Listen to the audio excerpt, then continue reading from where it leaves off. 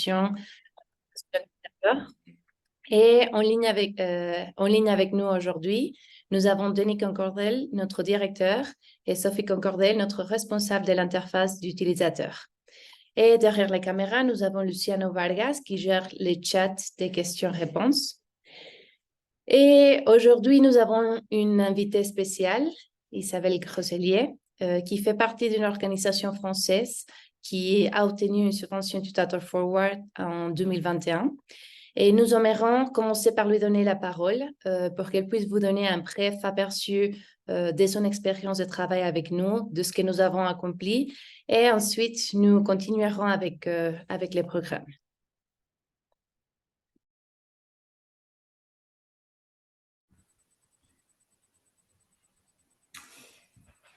Bonjour à tous, merci Lia. Peut-être juste en 2 mots expliquer ce que c'est que Wake Up Café pour que les gens comprennent et comment nous sommes organisés. Donc notre métier, c'est d'accompagner les gens qui sont en prison ou qui ont connu la détention et qui en sortent, et de les accompagner de façon à ce qu'ils soient réinsérés dans la société et qu'ils ne puissent pas récidiver. Et donc cet accompagnement n'a pas de limite dans le temps, il est opéré par un ensemble de personnes, une équipe sur plusieurs sites en France. Nous avons aujourd'hui 9 sites en France. Et donc du coup, nous avions des enjeux importants de pouvoir communiquer, homogénéiser nos pratiques et de faire la même chose de la même manière et que ce soit alimenté en termes de base de données également de la même manière. Et donc, du coup, nous avons postulé pour remporter l'appel à projet de Tutator il y a environ 2 ans de mémoire. Et donc, nous avons passé un processus de sélection qui est probablement à peu près le même que maintenant. Nous avons expliqué ce que nous faisions, pourquoi nous le faisions. C'est comme ça que nous avons rencontré l'équipe et que nous l'avons séduite, entre guillemets, d'abord par la qualité de notre accompagnement, mais aussi parce qu'il avait vocation à être ce qu'on appelle essaimé, c'est-à-dire que nous puissions ouvrir des sites sur toute la France, puisque nous avons pour projet d'ouvrir 2 sites par an, ce que nous faisons en ce moment, et que du coup, ça demande d'être soutenu par un outil digital. Et donc, du coup, c'est à ce moment-là qu'est intervenue Sophie, qui est venue visiter Wake Up Café pour voir comment nous travaillons et qu'on puisse en retirer en fait ce qu'on appelle de la user experience. Et elle a fait un panorama absolument magnifique que nous n'imaginions même pas, où elle expliquait en fait quel était le rôle de chacun, comment il allait pouvoir être décliné dans l'alimentation d'une base de données, et en parallèle, parce que c'était important pour nous et notre façon de travailler, le parcours d'un waker au moment de son accompagnement, par qui il était accompagné, comment il passait d'une équipe à l'autre. Et ça, c'était des bases de travail qui sont fondamentales pour pouvoir commencer à concevoir un logiciel, sachant que de notre côté, chez Wake Up Café, nous n'avions pas de DSI, pas de SI formel, et que du coup, c'était une entreprise parallèle de mise au propre, si vous voulez, de la façon dont on travaillait. Et à l'issue de cette expérience user, nous avons tout mis en place. En fait, il y a une convention qui a été signée pour que les équipes techniques puissent commencer à travailler et que chacun comprenne bien à quoi allaient servir tous les modules qui ont été mis bout à bout dans notre plateforme. Il faut préciser, parce que nous sommes en France, en Europe, nous sommes soumis au RGPD.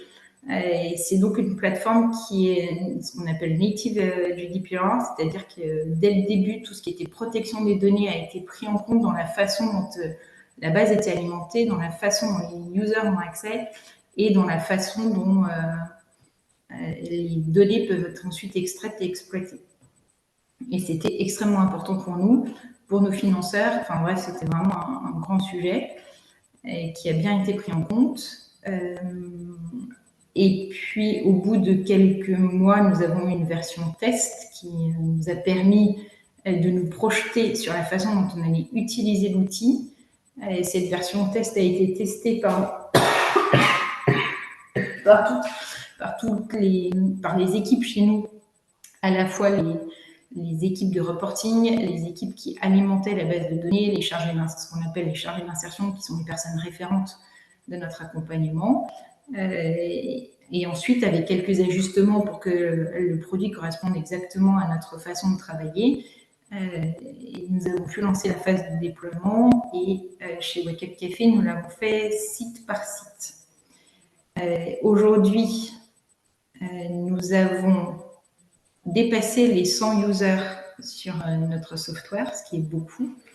Nous avons de mémoire quasiment 2000 fiches candidats et 950 fiches Waker à peu près, sachant que ça correspond à notre concept et à notre process d'acquisition des personnes, des bénéficiaires, et que tout cela a été mis en place de façon à ce qu'il y ait un suivi qui soit infalsifiable, ça répondait à un besoin chez nous. Et ensuite, que ces données puissent être exportées de la bonne manière en fonction du reporting qu'on avait besoin de faire. Ce que je peux vous proposer en 1 minute, c'est peut-être de regarder très rapidement. Alors, c'est notre version test, donc elle n'est pas déployée exactement comme moi je l'utilise au quotidien, mais clairement, elle vous permet au moins de voir rapidement comment peut être un software, sachant qu'avant l'avion, c'était un fichier Excel avec beaucoup de colonnes et beaucoup d'accès. Et donc, du coup, l'un des sujets qui nous plaisait beaucoup avec Tutator, c'était qu'ils étaient tout à fait prêts à écouter la façon dont on fonctionnait et à déployer en fait des outils qui puissent faciliter notre quotidien. Typiquement, les widgets, c'est des outils qui ont été créés sur mesure pour nous, où on peut voir en un coup d'œil quels sont les widgets qui sont dedans et dehors. Alors, bien sûr, ce sont des faux chiffres puisqu'ils correspondent à une base test, mais ensuite, là, vous avez ici le process de candidature qui respecte parfaitement la façon que nous avons de travailler quand on va voir les personnes en détention. On remplit des fiches, par exemple, de premier entretien. Et donc, du coup, là, il reprend tous les champs qui sont nécessaires dans cette fiche de premier entretien. À noter qu'en France, on ne va pas en détention avec un appareil électronique, ce qui veut dire que nous, on va systématiquement avec un papier et que du coup, on n'avait pas besoin d'une version qui ne soit pas connectée à Internet. Et donc, nous, notre version est uniquement programmée pour être active sur Internet. Et ça nous convient très bien comme ça. Mais je sais que Tutator peut faire différemment. De la même façon, ici, on avait besoin d'avoir énormément de données qui soient amalgamées. Et en fait, avec l'aide de Tutator, on a pu les concaténer de façon à ce qu'elles soient présentées visuellement de manière très simple et très rigoureuse, avec une fiche résumée, des informations qui sont importantes pour nous sur les types de contacts, sur l'emploi, parce que c'est un sujet phare chez nous, et puis tout un tas de documents qui sont annexés et qui sont conservés en sécurité. Notre mode de fonctionnement repose aussi sur des parcours, donc on a eu des calendriers qui étaient faits spécialement pour nous. En termes de base de données, on avait également un carnet d'adresses qui respecte le process et qui ensuite est utilisé à l'intérieur des champs déroulants, par exemple, qui correspondent à notre besoin. Les utilisateurs, on les a déjà vus. Et donc, on a toute une série de rapports qui ont été créés spécialement pour nous, avec des filtres qui correspondent également à notre besoin. Et ensuite, des données qui sont extraites directement. Alors là, évidemment, on n'a pas grand-chose. C'est pas très parlant parce que il se trouve qu'au moment T, sur la base test, il n'y a pas les ressources qui correspondent au rapport 3. Mais dans les faits, on a des très jolies courbes. Peut-être ce que je pourrais ajouter en conclusion pour pouvoir travailler efficacement, c'est d'abord qu'il faut que ce soit une décision stratégique. Chez nous, la décision venait du plus haut sommet de la chaîne alimentaire. Le chef a dit il nous faut un logiciel et ensuite on s'est déployé pour qu'il y ait un logiciel. Il faut que les N-2 soient très sensibilisés parce que c'est eux qui font la jonction entre la stratégie et l'opérationnel et que dans la partie concrète de la situation, c'est eux qui vont venir donner les besoins à Tutator et qui vont ensuite faire remonter et vérifier que ça correspond très bien au mode de fonctionnement de l'association. Et la dernière chose, c'est qu'il faut avoir ce qu'on appelle une forme de product owner qui puisse comprendre comment on parle, comment on traduit son besoin de manière un peu plus technique. Et à l'inverse, comment une question technique correspond à notre besoin associatif. Et si je peux finir avec un compliment, de toute façon, si c'est l'IA qui gère votre dossier, vous serez forcément très, très, très chargé.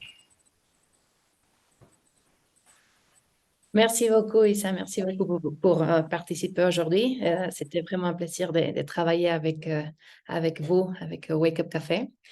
Donc là, je pense qu'on peut revenir sur la présentation, Luciano, s'il te plaît, pour continuer avec notre programme. Donc, le reste du webinaire ne devrait pas durer plus de 30 minutes. Nous allons commencer par vous dire qui nous sommes et pourquoi on fait ce qu'on fait. Ensuite, on va discuter de comment la technologie peut transformer vos organisations. On va parler aussi de notre technologie. Et comme vous êtes ici pour en prendre davantage sur notre programme de subventions Tutator Forward, nous vous fournirons des informations sur les programmes et vous expliquer comment postuler. Enfin, nous aborderons toutes les questions que vous avez posées via les chats. Donc, s'il vous plaît, si vous avez des questions, écrivez-les dans les chats et nous y répondrons tout à la fin. Donc, qui sommes-nous? Donc, nous sommes une organisation suisse à but non lucratif qui développe des logiciels pour des organisations dédiées à des causes sociales ou écologiques. Et voici une photo de nos fondateurs. En fait, ils ne correspondent pas au profil entrepreneurial typique. Ce sont des ingénieurs avec des décennies d'expérience dans l'industrie de technologie dans la Silicon Valley. Et lorsqu'ils ont quitté la Californie, ils ont entrepris un voyage à travers le monde. Ils ont visité plus de 100 projets parce qu'ils voulaient explorer comment les services sociaux étaient dispensés. Et au cours de ces voyages, ils ont découvert des organisations vraiment remarquables, mais ils ont aussi très rapidement réalisé que ces organisations manquaient des outils pour fonctionner de manière vraiment efficace. Et ils ont donc réfléchi à l'idée de mettre à profit leurs compétences technologiques afin d'apporter une contribution significative à l'amélioration de ces organisations. Et donc, c'est ainsi que notre fondation est née. Donc, nous sommes une équipe d'ingénieurs logiciels et de défenseurs des droits de l'homme. Et nos activités consistent à créer des solutions logicielles sur mesure pour les organisations qui travaillent avec des populations à risque ou dans les droits humains ou l'environnement. Donc, le but des logiciels que nous développons est d'aider ces organisations à optimiser leurs ressources pour être plus efficaces et augmenter leur impact. Donc, de cette manière, les organisations peuvent se concentrer plus sur ce qui est réellement important et plutôt que sur des tâches administratives. Donc, dans les dernières 15 années, nous avons collaboré avec diverses organisations à travers le monde, y compris des organisations à but non lucratif, mais aussi avec des agences gouvernementales ou plurinationales, donc par exemple Nations Unies ou l'Union européenne. Et vous avez déjà eu un aperçu de notre travail avec Wake Up Café, mais j'aimerais aussi vous partager un autre exemple très rapidement. Donc, Tahadi est un centre communautaire qui est basé à Beyrouth. Il fournit des services sociaux, médicaux et éducatifs à des réfugiés. En fait, ils ne sont pas très loin du camp de réfugiés de Shatila. Et jusqu'à récemment, ils géraient toutes leurs données avec des dossiers papier et des feuilles de calcul Excel. Et c'est là que nous sommes intervenus pour développer un logiciel personnalisé complet, de sorte qu'ils n'ont plus à dépendre des dossiers papier. Et donc, ce sont deux exemples de domaines dans lesquels nous pourrions travailler, mais notre travail ne se limite pas à des régions géographiques ou des domaines d'intérêt spécifiques. Donc là, maintenant, je vais passer la parole à Sophie. Elle va vous parler de la transformation numérique. Bonjour, je m'appelle Sophie, je suis la responsable du dessin d'interface d'utilisateur chez Toutator. Aujourd'hui, je vais parler du rôle que joue la technologie dans les organisations à but non lucratif. Pourquoi la mise en place des solutions numériques est importante pour les organisations comme les vôtres? Je vais vous donner quelques exemples. Bien sûr, comme le temps est limité, je vais me limiter à 3 exemples, mais il y en a plein d'autres. La première chose dont on va parler est l'optimisation des ressources et l'augmentation de l'efficacité. Pour les organisations qui travaillent avec des ressources limitées et qui parmi nous ne pas dans cette situation, malheureusement, ça va permettre de s'assurer que toutes ces ressources sont utilisées et distribuées de façon équitable et qui va maximiser l'impact désiré. Prenons par exemple une organisation qui se spécialise dans la réponse d'urgence après des catastrophes. Une bonne solution logicielle va les aider à identifier les besoins sur le terrain, optimiser ces besoins avec les ressources disponibles, minimiser temps de réponse et le gaspillage en assurant que ces ressources arrivent là où elles sont les plus en demande le plus rapidement possible. Une application logicielle bien conçue peut aider les organisations à mieux se connecter avec leurs bénéficiaires. Considérons par exemple une agence de services sociaux qui a mis en place un logiciel de gestion des bénéficiaires. Ce logiciel va leur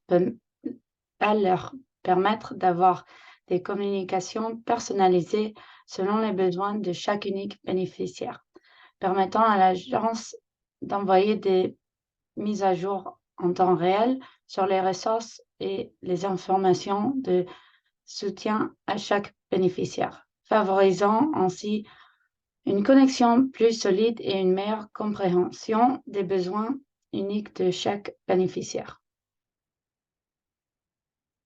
Dans l'âge du numérique, la transparence devient de plus en plus importante pour des organisations comme les vôtres.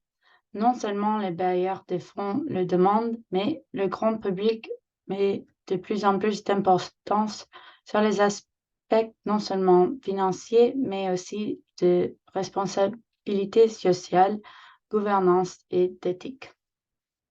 Un logiciel de gestion des bénéficiaires bien conçu peut aider les organisations à améliorer leur transparence et leur donnant à tout moment accès aux données critiques de leur projet et en leur permettant de générer des rapports personnalisés pour chaque projet. D'ailleurs, de fonds ou rapports mensuels ou annuels, augmentant ainsi la confiance dans les opérations de l'organisation. Donc, 3 exemples, comme je l'ai noté avant, il y en a plein d'autres qui nous pourrons discuter, mais nous y passerons le reste de la journée. Mais si cette transformation numérique dont nous parlons paraît fantastique, c'est en général pas une chose facile à mettre en œuvre. Et c'est là que notre expérience vient en jeu. Au cours de nos 13 années d'expérience, nous avons identifié certains obstacles auxquels les organisations sont confrontées lorsqu'elles tentent de mettre en place des nouveaux logiciels. Manque d'informations. Par où commencer, à qui demander, combien ça coûte, solution sur mesure ou commerciale, combien de temps ça prend. La plupart des organisations, comme les vôtres, sont experts et excellents dans leur domaine propre, mais quand il s'agit de se lancer dans la transformation numérique, elles se demandent comment s'assurer de ne pas gaspiller des ressources précieuses, à qui s'adresser, par où commencer. Si vous regardez autour de vous, vous trouverez de nombreuses entreprises de développement des logiciels offrant d'excellents produits et services. Mais sont-ils ce dont votre organisation a besoin? Comment pouvez-vous le savoir? Le produit que vous achetez va-t-il correspondre aux besoins de votre organisation? Vous aiderait-il à atteindre efficacement vos objectifs? Ce n'est pas facile.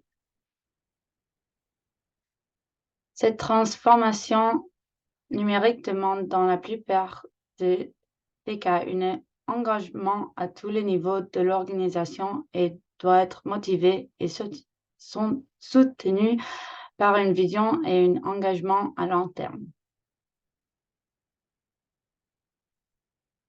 Comme je l'ai mentionné plus tôt, dans la plupart des cas, vos organisations ne débordent pas de ressources.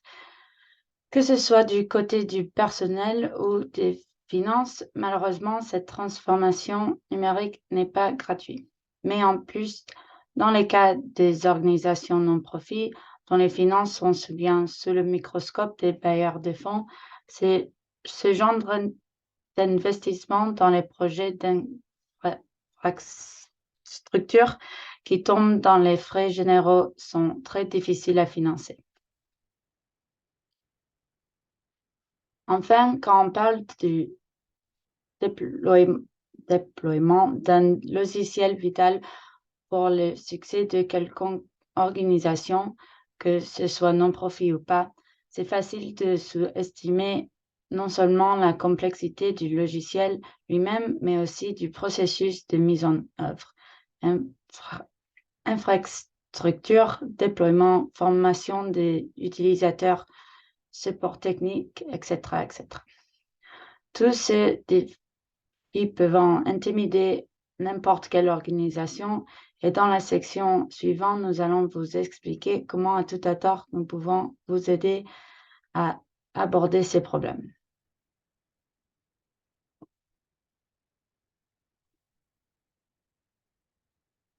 Je crois que c'est mon tour.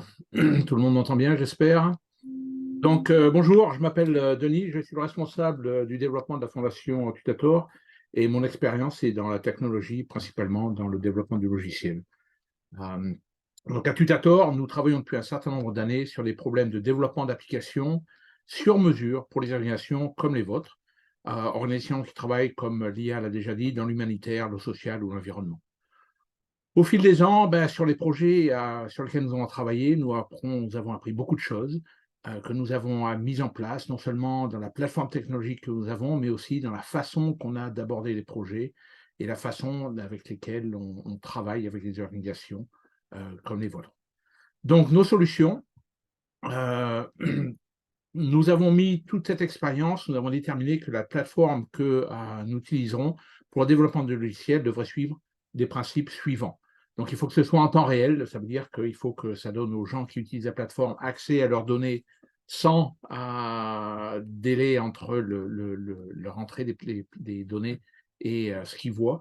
Le système guide utilisateur basé sur les politiques internes de l'organisation qui, elles, ces politiques sont programmées dans le logiciel. Ça veut dire que dans n'importe quel bureau, tous les gens devront suivre le même processus, la même politique d'utilisation et le logiciel va leur permettre de faire cette implémentation.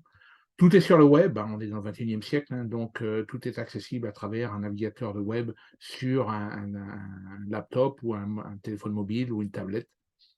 On essaye de minimiser non seulement les coûts de développement, parce que c'est important pour vous et aussi pour nous, mais aussi les coûts d'exploitation, c'est-à-dire que ça tourne sur des serveurs qui n'ont pas besoin d'être super chers ou trop gros, ce genre de choses.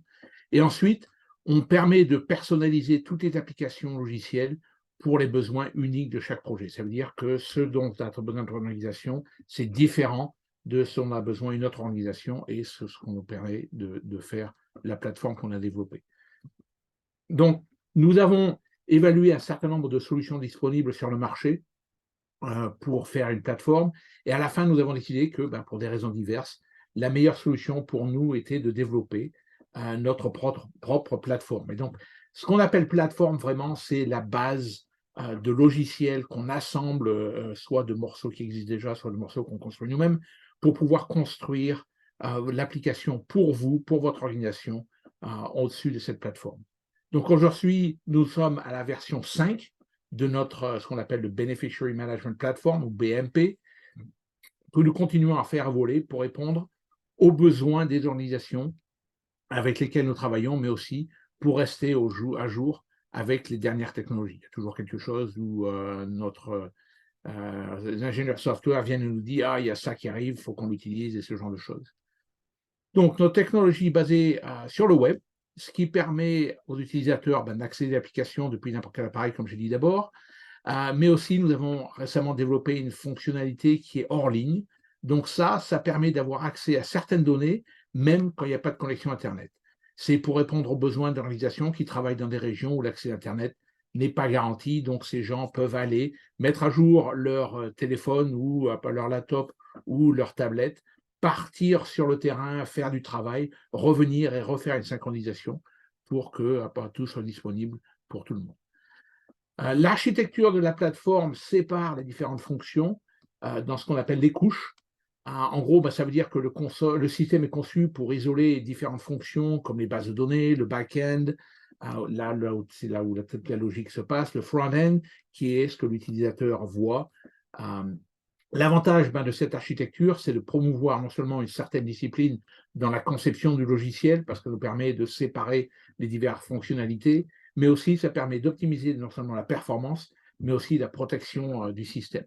Donc ça permet d'avoir des couches séparées pour l'intégration avec des systèmes logiciels existants, par exemple. Donc la plateforme est conçue pour être redondante et sécurisée. Redondante, ça veut dire quoi? Ça veut dire qu'on peut rajouter des serveurs pour augmenter non seulement la fiabilité du système, mais aussi la performance. C'est-à-dire que s'il y a plusieurs serveurs qui tournent en parallèle, le système va distribuer les efforts sur les différents serveurs, et s'il y en a un qui tombe en panne, ça permet de tout rediriger vers les serveurs qui existent toujours. Pour la sécurité, nous offrons une large gamme de fonctionnalités comme, là je vais donner un certain nombre de termes, l'authentification multifacteur, la protection contre les enregistreurs de frappe, les signatures uniques des documents, détection d'emplacement d'IP et de VPN, limitation des connexions multiples, des journaux d'activité, des verrouillages de comptes, des délais de session, l'anonymisation des données, etc., etc. Donc, dans les premières années, je reviens un peu à la base de la plateforme, nous avons travaillé sur des projets vraiment divers, et une des leçons que nous avons apprises, c'est qu'il faut toujours ajouter quelque chose de nouveau pour chaque projet.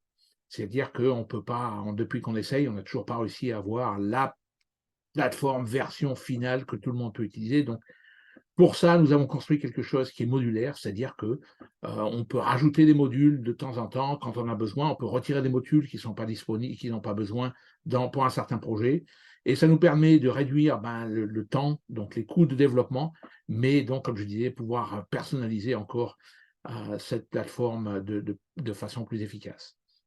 Donc la technologie qu'on utilise, toutes les briques que nous utilisons sont en open source, ça veut dire qu'il n'y a pas de licence de frais à payer. Quand nous utilisons des logiciels commerciaux, nous négocions avec les fournisseurs pour qu'il n'y ait pas de frais de licence non plus. Donc c'est le cas pour le logiciel d'analyse de données que nous utilisons. Nous, de notre côté, ne faisons pas payer de frais de licence pour notre plateforme ou pour les applications qu'on va développer. Mais une chose qu'il faut savoir, c'est que notre plateforme, donc l'utilisateur BMP, n'est pas en open source, mais nous livrons, quand nous livrons l'application finale, vous avez accès au code source. Et si vous le désirez, vous pouvez modifier ce code et ainsi maintenir l'application vous-même ou à travers une équipe d'ingénieurs tiers que vous avez. Donc maintenant, on va parler un peu de nos projets. Donc Isabelle vous a parlé déjà du Wake Up Café, et donc on va parler rapidement d'un autre projet qu'on a qui est aussi en France et en Afrique de l'Ouest. Donc Yeboah, c'est le projet qu'on est en train de développer avec l'association La Voûte Nubienne, qui est basée dans le sud de la France, donc j'ai travaillé dans l'Afrique de l'Ouest. Et leur but est de développer un marché pour la construction d'habitations à coût réduit, ceci en utilisant des matériaux locaux et un type de construction qui s'appelle la voûte nubienne. Et donc, vous pouvez voir un peu sur la photo, ils sont en train de construire une maison avec une voûte, et vous voyez qu'il n'y a pas besoin d'échafaudage, ça utilise de la glaise ils font des briques dans le terrain, sur la maison. Et donc, c'est quelque chose qui a un coût très faible. Jusqu'à aujourd'hui, ils utilisaient une application faite sur mesure, basée sur des feuilles de calcul de type Excel, qui partageaient entre eux par mail, et donc ils avaient des problèmes de synchronisation, il y avait des problèmes de nettoyage des données, et tout ça, ça se partageait donc entre le siège en Afrique, les sièges dans les différents pays en Afrique, et la France. Donc, ils avaient besoin d'un outil pour remplacer cette feuille de calcul, pour leur permettre de faire du suivi de projet, partager les données en temps réel sur une géographie qui est en fait très étendue, pouvoir intégrer les partenaires avec qui ils travaillent, et tout ça avec la possibilité pour les gens qui sont sur le terrain de travailler avec une connexion hors Internet. Donc, pour suivre leur projet, ils avaient besoin de ça, suivre les maçons qui construisent, les techniciens, les programmes de formation des maçons, la formation des techniciens. Et ultérieurement, donc, on a parlé de cette façon de synchroniser online et offline pour pouvoir gérer tout ça. Donc, comme les autres solutions logicielles que nous avons montrées, ce système donc, permet à l'organisation de collecter des données en temps réel, de décentraliser tous ces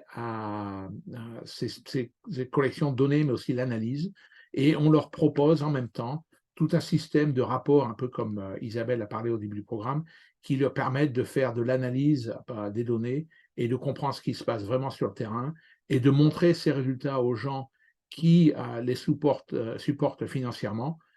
Et donc, un gros programme pour travailler avec eux et pour pouvoir les aider.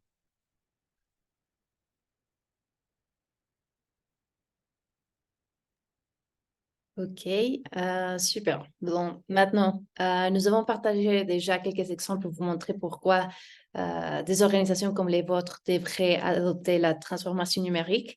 Mais je pense que nous pouvons être tous d'accord pour dire qu'acheter une technologie sur mesure peut coûter très, très cher. Et nous savons aussi que des organisations comme les vôtres font souvent des merveilles pour obtenir des fonds, pour obtenir des dons et optimiser leurs ressources. Et donc, l'acquisition des logiciels sur mesure peut sembler quelque chose d'impossible. Mais nous avons des bonnes nouvelles. Nous lançons notre programme de subvention Tutor Forward pour identifier, sélectionner et soutenir des organisations qui ont besoin des logiciels sur mesure.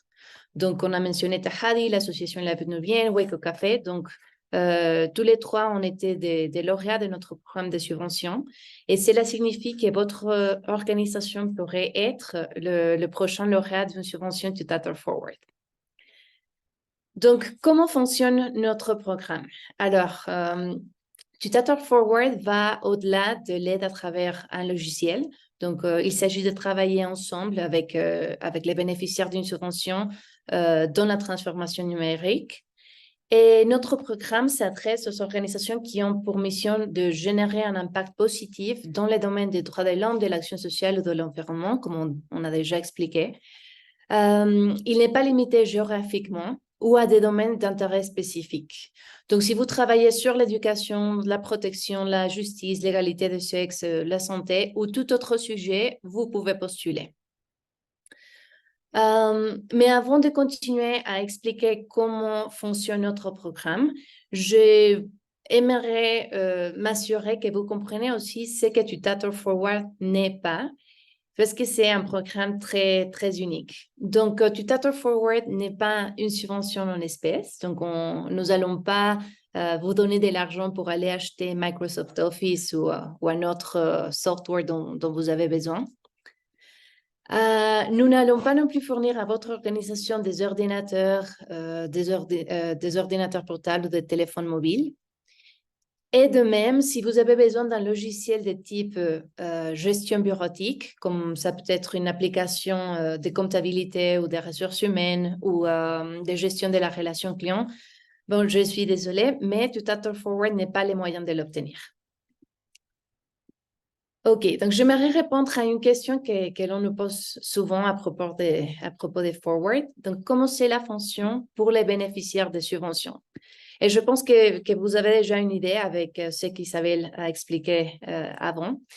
Mais bien, on va travailler avec les bénéficiaires des subventions de la même manière qu'on travaillerait avec n'importe quel autre client. Donc, nous avons déjà une technologie définie, testée et approuvée. Donc, tout d'abord, on va analyser vos besoins et générer un document avec toutes les caractéristiques que vous voulez trouver dans les logiciels. Et une fois que vous aurez approuvé ces documents, on va commencer avec le développement du code. Nous travaillons sur des versions bêta du logiciel, comme Isabelle a dit, avant qu'on fasse le lancement officiel. Et pendant ces périodes de test bêta, on va inviter un groupe limité à tester le logiciel avant qu'il ne soit complètement finalisé. Et cela va nous permettre d'identifier et de corriger d'éventuelles erreurs ou problèmes avant le lancement officiel. Une fois que le code est complet, on va former votre personnel et ensuite, on va vous aider à déployer les logiciels. Donc, après cela, vous auriez une période de garantie de 6 mois. Donc, pendant cette période de garantie, on va vous fournir du support. Donc, s'il y a encore des problèmes ou des erreurs qu'il faut résoudre, on va le faire dans cette période-là. Si vous recevez une autre subvention, vous n'aurez pas à dépenser un centime pour le développement de la solution logicielle, mais il est important de mentionner que les bénéficiaires de nos subventions jouent un rôle très important et qu'ils ont aussi des responsabilités.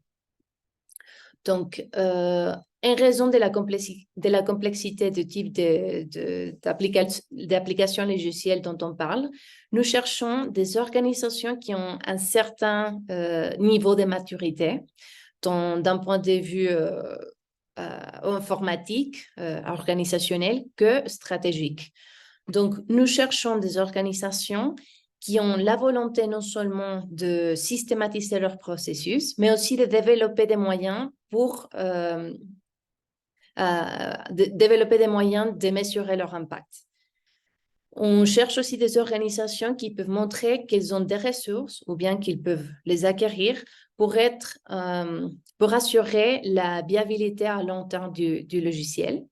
Donc, si vous devenez un lauréat d'une de nos subventions, vous devrez nous permettre de parler avec les gens clés de votre organisation pour qu'on puisse comprendre comment elle fonctionne, comment sont les processus.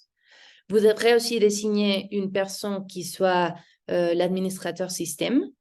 Et finalement, vous serez aussi responsable de fournir l'infrastructure, donc les ordinateurs portables ou les appareils mobiles sur lesquels l'application sera exécutée, ainsi que le serveur sur lesquels on va installer l'application. Donc, si vous pensez répondre aux critères, vous devriez absolument nous envoyer votre candidature. Et donc, pour postuler, nous avons mis au point un processus de candidature en ligne qui est très, très simple, très facile. Vous devez vous rendre sur tutorforward.com, puis cliquer sur le bouton « S'inscrire ». Et vous allez voir un formulaire comme celui-ci. Donc, on va vous demander des informations très basiques, votre nom, votre organisation, votre courrier. Et nous vous enverrons par courrier électronique un code d'activation afin que vous puissiez activer votre compte et choisir un mot de passe. Donc, une fois que votre compte a été activé, vous pouvez vous connecter. Et une fois que vous vous êtes connecté, on peut passer à la suivante, s'il te plaît, Luciana.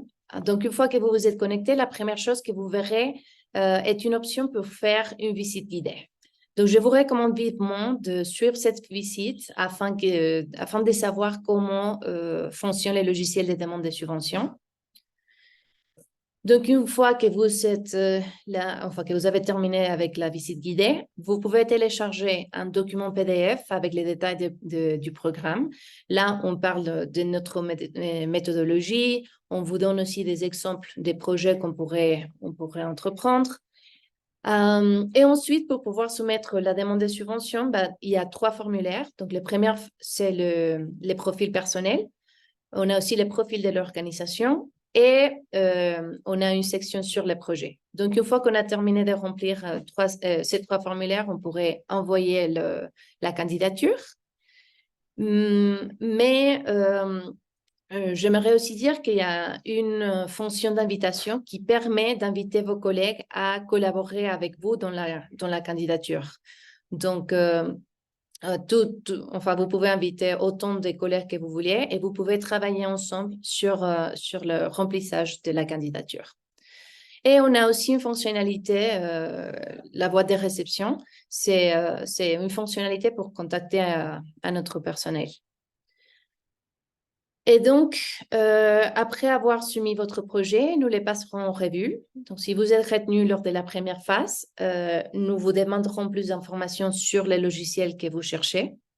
Et ensuite, nous effectuerons une présélection. On va choisir aussi les finalistes et on va organiser des entretiens en ligne. Et après, on va annoncer la sélection finale. Donc, comme vous savez, nous sommes aussi une fondation, donc nos ressources sont limitées.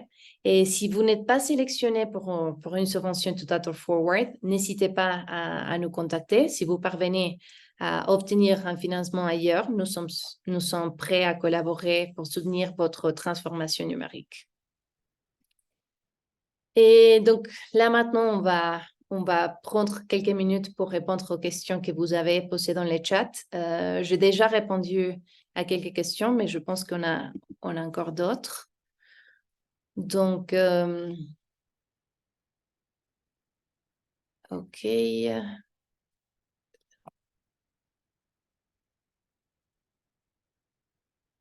OK. Donc, il y a Afopesi qui nous demande s'il vous plaît, madame, peut-on participer avec un projet dans les domaines de l'éducation? Oui, comme on a déjà dit, on n'est pas limité à des domaines spécifiques.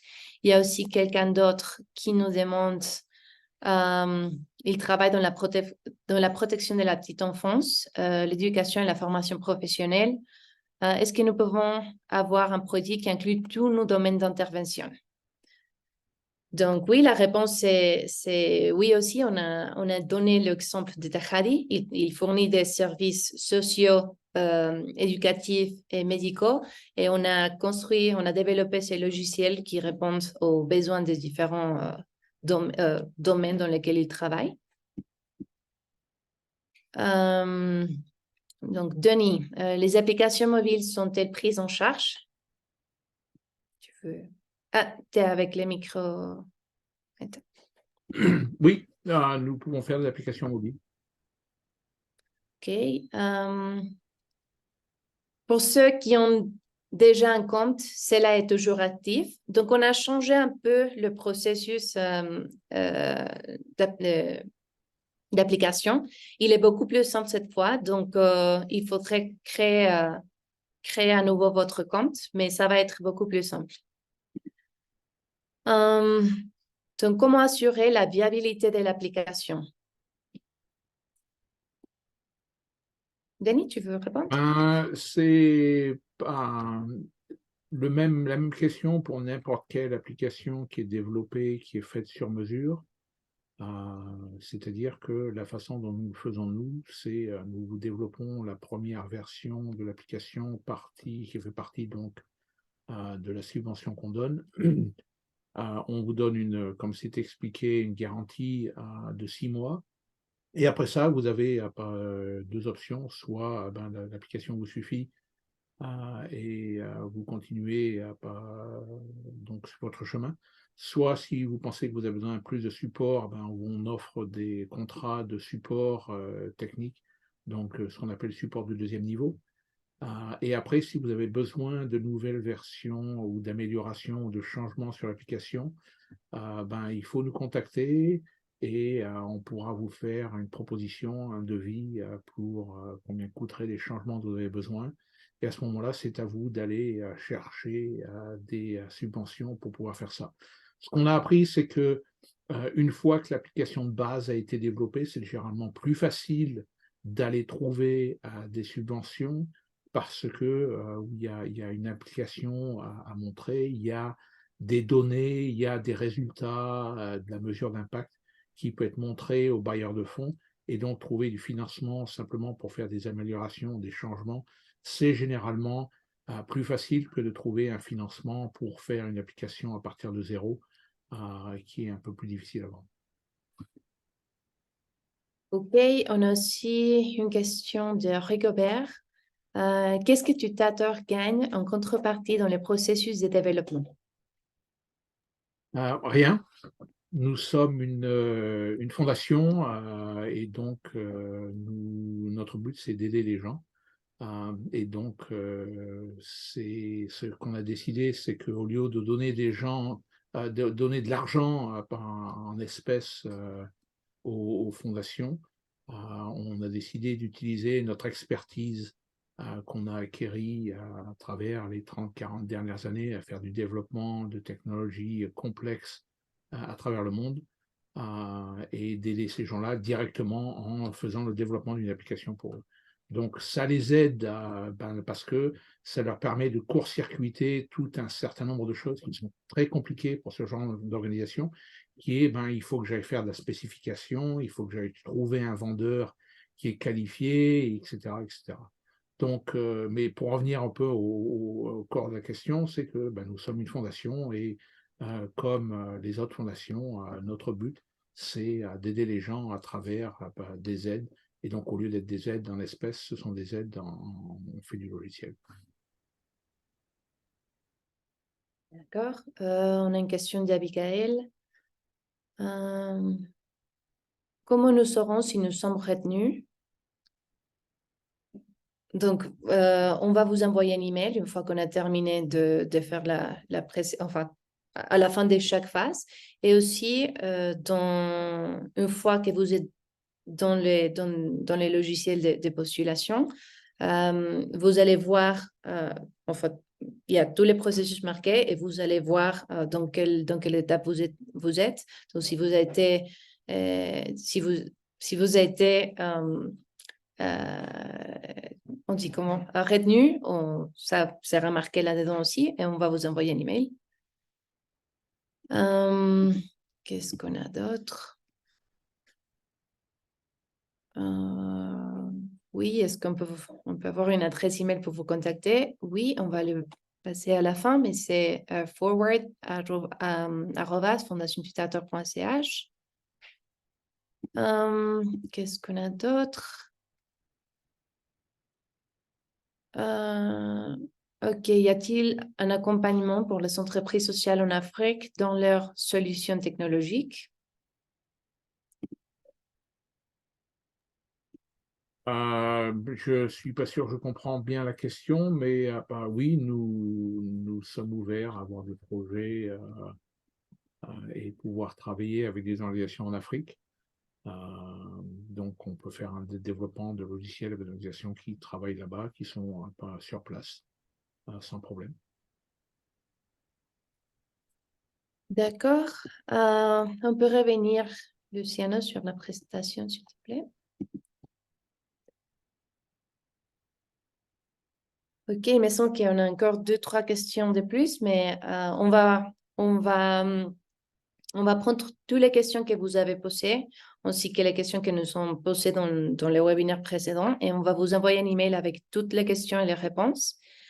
Donc, il est temps de terminer ce webinaire. Je tiens à vous remercier pour votre attention et votre intérêt pour la Fondation Tutator et Tutator Forward. N'oubliez pas que vous avez jusqu'au 4 décembre pour soumettre votre proposition. Et vous pouvez nous joindre toujours à l'adresse forward@fondationtutator.ch. Donc, merci beaucoup Issa pour participer aujourd'hui avec nous et une bonne journée à tous.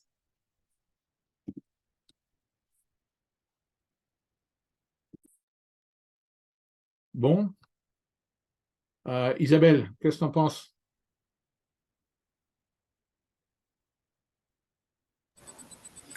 Je suis contente de te voir. On est toujours enregistré ou pas? Nous sommes toujours avec les gens, il faut terminer la... Christiane? Bon, on va attendre.